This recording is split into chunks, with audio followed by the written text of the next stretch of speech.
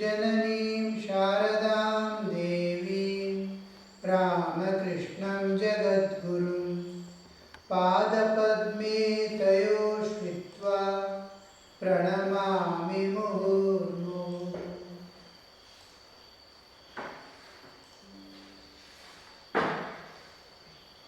We were seeing how Sri Ramakrishna is trying to bring absolute sincerity in our spiritual practices.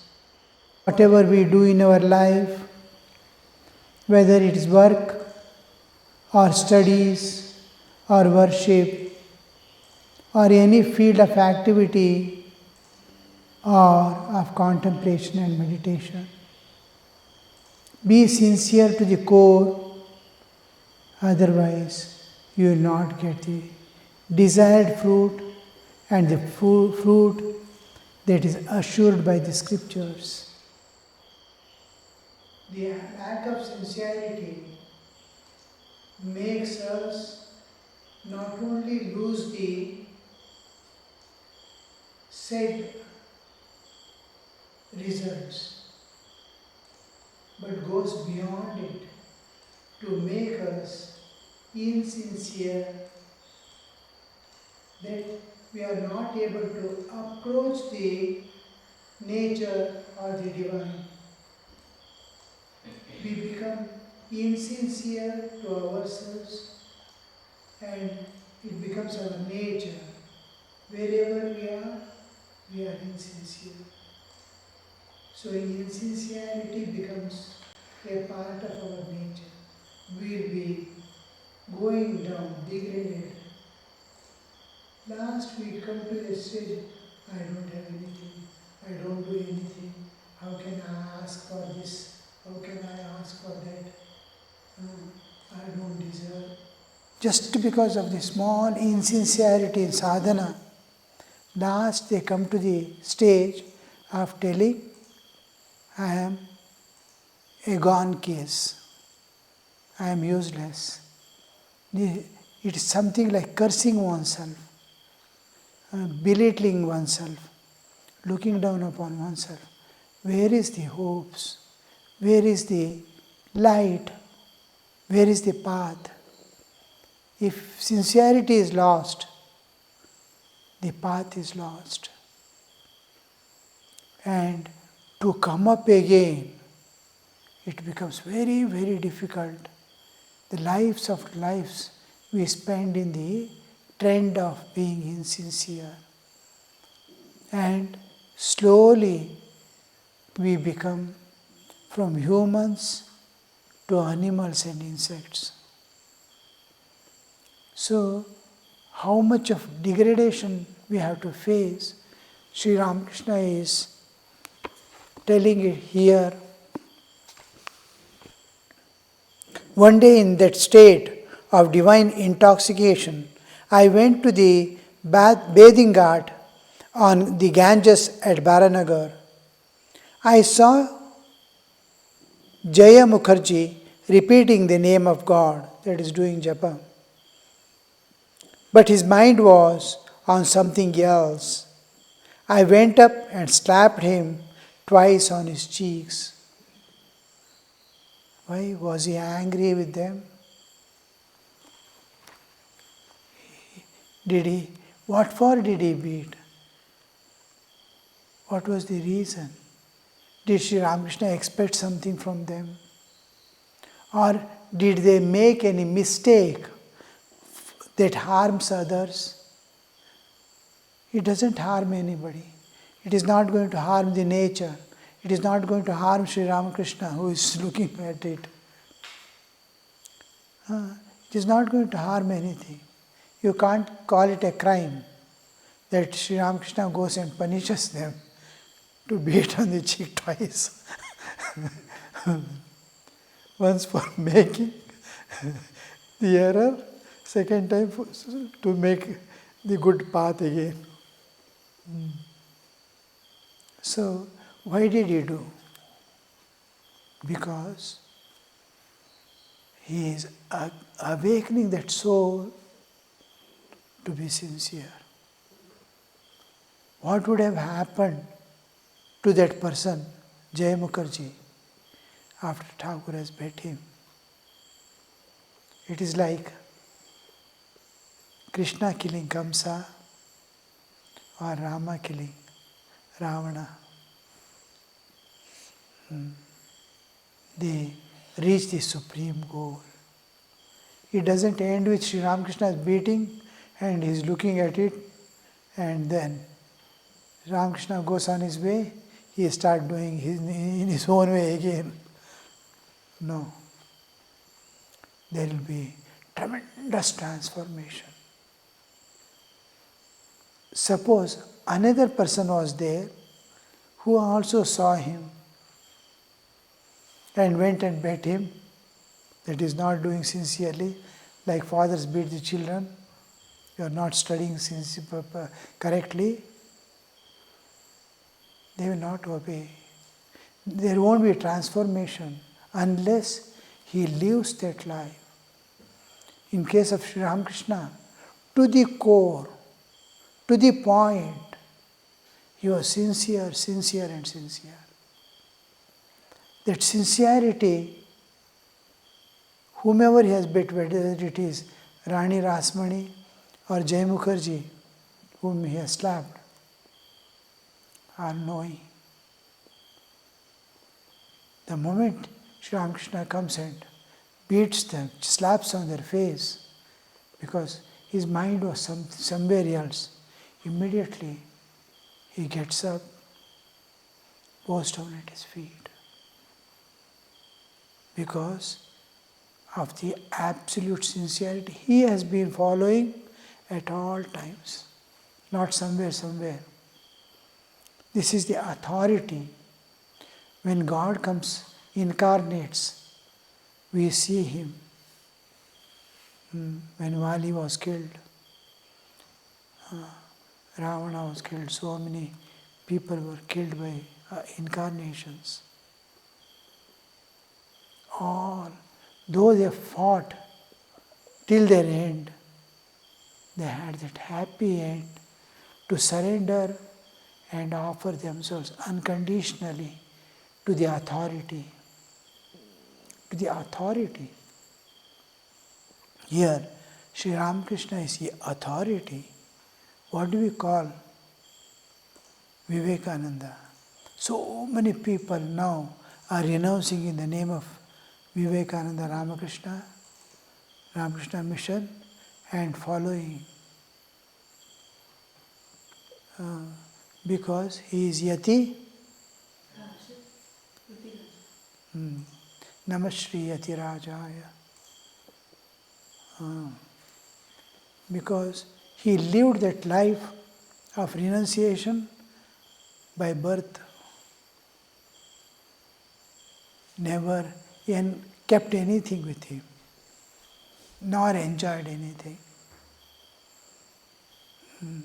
So you see, the renunciation is his special nature, where he does not see a world as world. His love and compassion for the beings superseded his understanding of the secular world. And that is why he says that important phrase which he presents to us, Atmano Mokshartam Jagadhitaya cha. Till Ramakrishna's advent, there was only individual salvation, individuality, collectivity was absent. The collectivity concept was there in the Vedic times, Sangachadvam, Sahanavavatu, all these.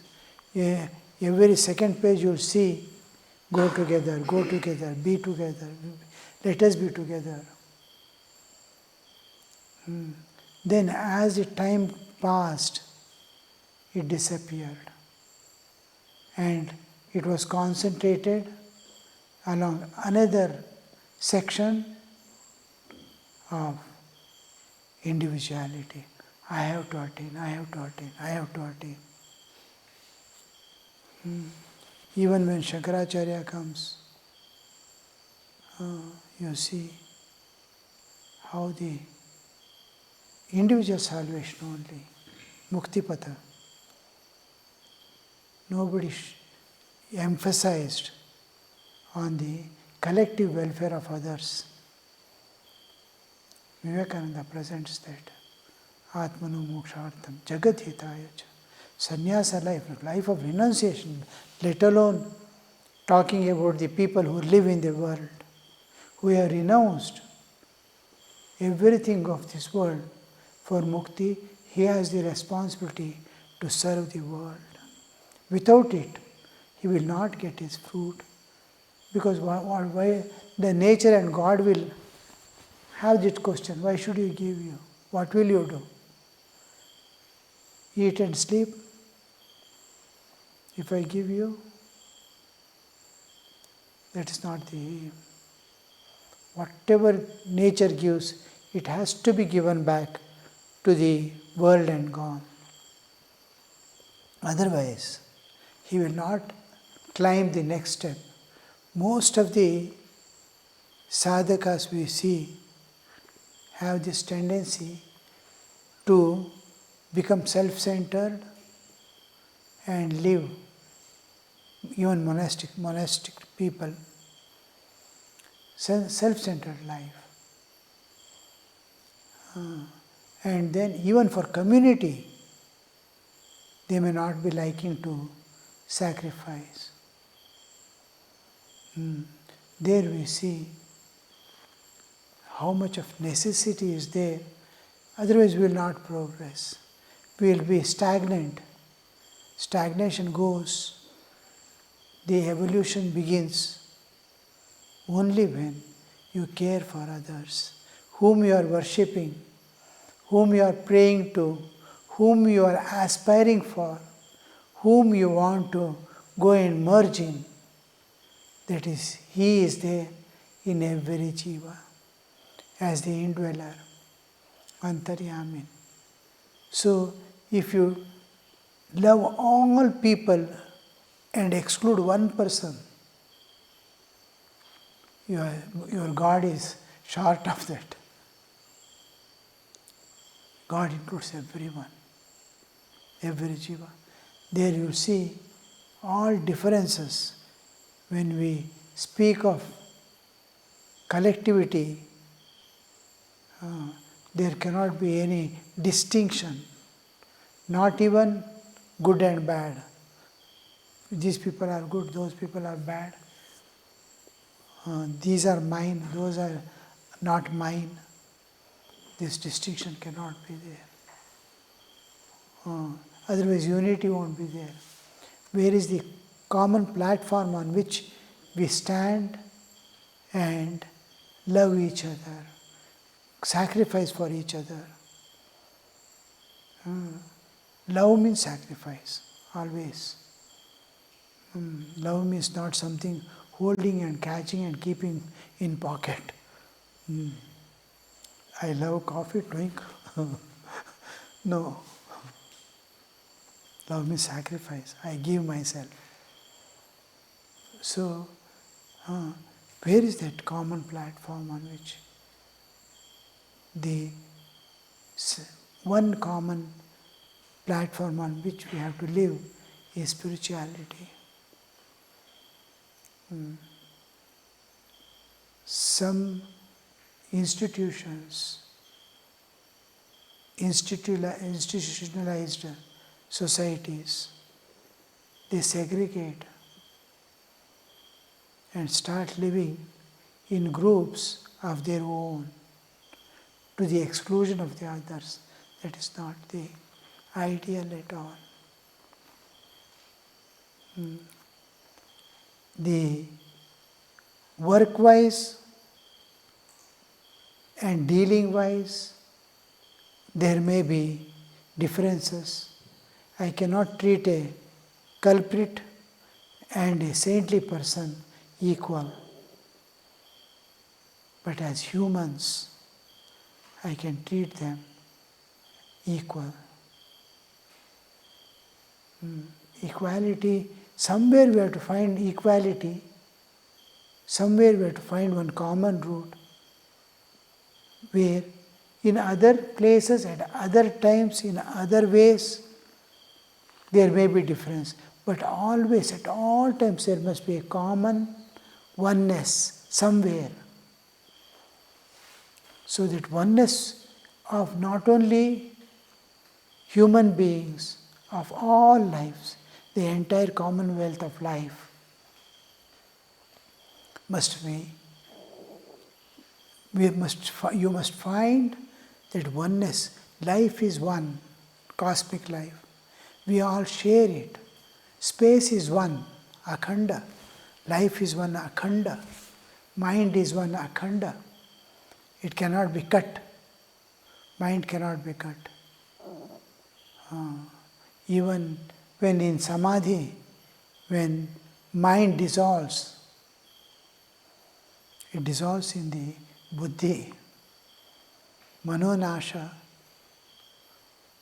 tattvajnana, manonasha and vasanakshaya happen together. This manonasha means it is not a destruction of mind. Mind cannot be destroyed. You come out of it. You vacate it. You are asked to leave this place. You cannot, I will burn this space. That space itself is not there. No. You can leave this space and go. That's all. Like that we come out of the mind, and in entering into samadhi, mind merges in buddhi. But there cannot be. Like that, life is one. All lives together is that one cosmic life. We all share that one common life. Though we are accustomed to say, my life, your life, don't interfere in my life. There is no my life and your life. There is one cosmic life. We are sharing it. So this understanding, where somewhere you must find oneness, to find the divinity and find God. When you find oneness anywhere, know that you have invoked God there and God has manifested there. Without any delay, the moment you find oneness somewhere, there is manifestation of God. The moment you switch on your light, if current is there, bulb is all right, wiring is good, then it has to burn. It will immediately, the moment you switch on, it lights up. Like that, the moment you see oneness somewhere, immediately the divine manifests there. You can see God face to face. We never come to that awareness or understanding that somewhere I can find that oneness with all beings. Everything, totality, where there is no differences. Like a jnani seeing everything as God. After realization, he sees everything as God.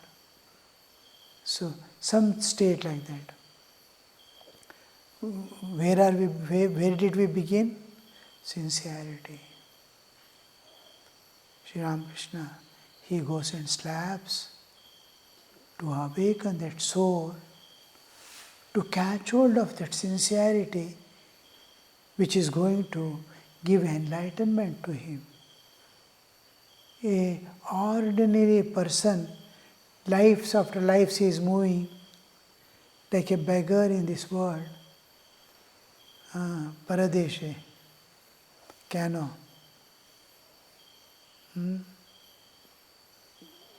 Bideshe, Deshe, Brahma Kano, Akarone. Why are you moving about aimlessly in this world? Such a soul taking here birth, there birth, sometime bow bow, sometime meow meow, and all that lives after that. When he comes to the human life, still he is small, separate. So this soul, which has no place in this world, becomes the enlightened Buddha.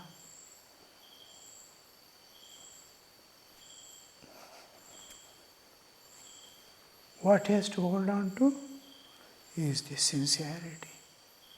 Sincere to the core.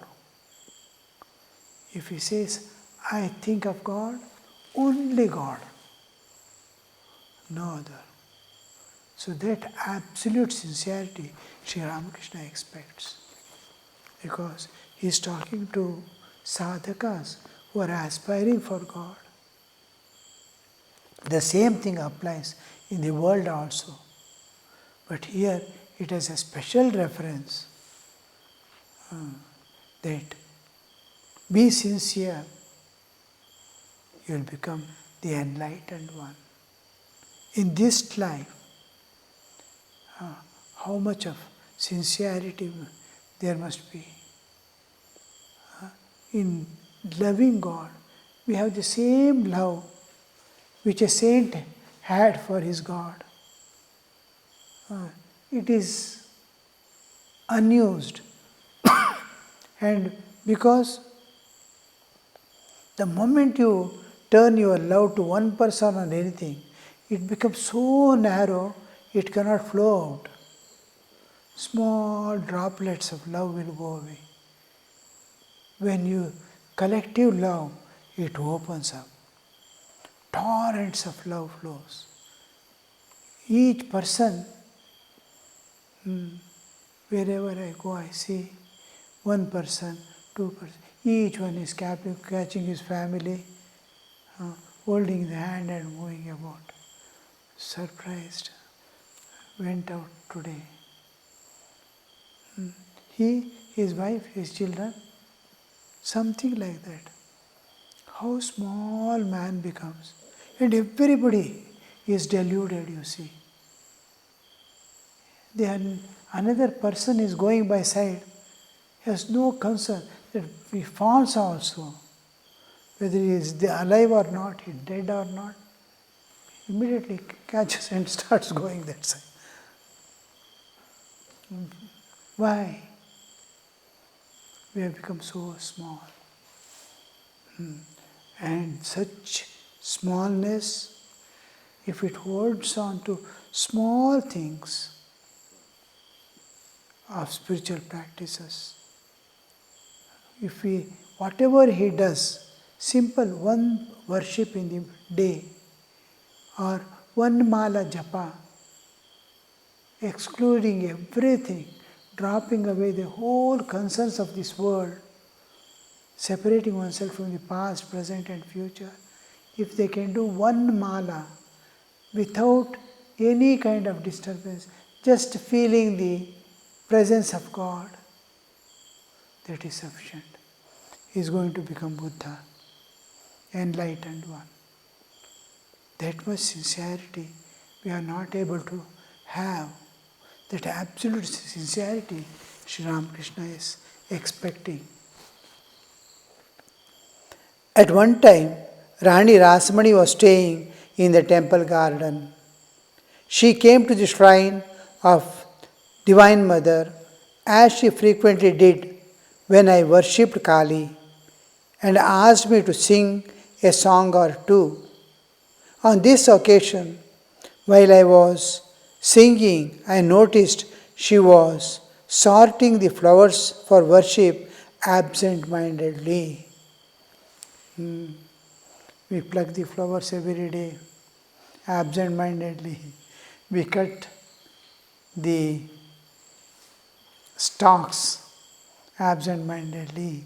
We make the garland absent-mindedly. It has become a routine. Tuck, tuck, tuck, tuck, tuck. Pun, pun. God accepts it. Yet,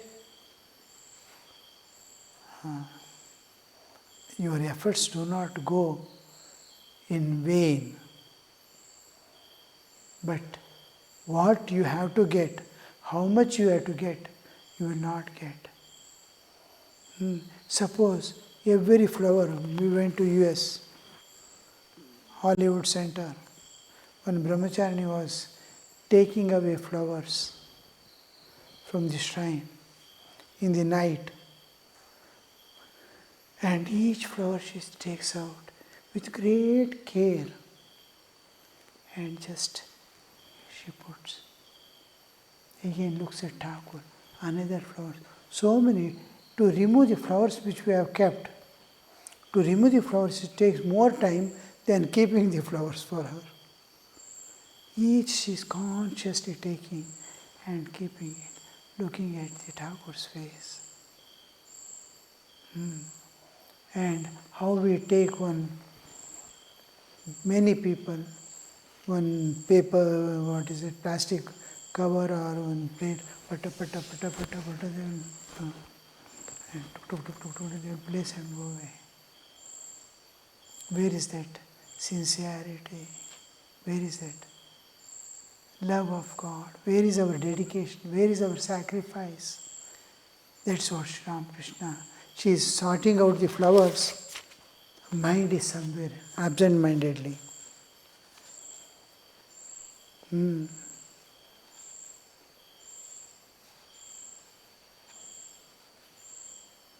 I noticed her. She was sorting the flowers for worship absent-mindedly. At once I slapped her on her cheeks. She became quite embarrassed and sat there with folded hands. The important part is how she immediate acceptance, total acceptance, unconditional acceptance. Yes, immediately she realizes what for he slapped me.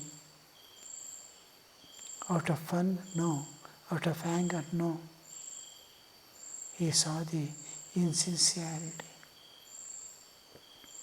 And the most important part is immediately to accept the mistake with folded hands. The total absence of ego, humility, utmost humility with which we have to live in this world if we want to realize God. No expression of ego, knowingly, unknowingly, anywhere, anytime. Each act we do, each thing comes out of my mouth, each thing that we do, feel, there must be a question behind. What for? What is intention behind? What am I intending in and through this? I may show kindness to someone. Maybe that I am expecting an appreciation from someone. That I am expressing my kindness. Even from the person whom I am expressing my compassion or kindness, I may be expecting from him, oh, he felt sorry for me. We don't know what is the behind my act. This must be absent, unintentional, out of pure love, real compassion, real kindness. I don't need anything else. How the mind works in so many ways. Sometimes somebody has insulted, it will be waiting to take revenge. We will not know. All that we have to work out it. Everything we have to do, alone we have to work out that karma. That person will go away. But I have to bear all that alone in this world. How many lives I may take, where all that person with whom I had a unwanted dealing, that person will not be there at all. So, we have to be sincere to the core, go on analyzing all our thoughts and activities. What am I seeking in and through this? What am I seeking? Am I seeking God? Is it going to help me to move towards God? When Naren was offered so many powers, first thing I asked him, will it lead me to God? If not, I don't need all this. That is the thing Sri Ramakrishna expects from us. Om Shanti Shanti Shanti Harihi Om Tat Sat Shri Ramakrishna Arpanamastu.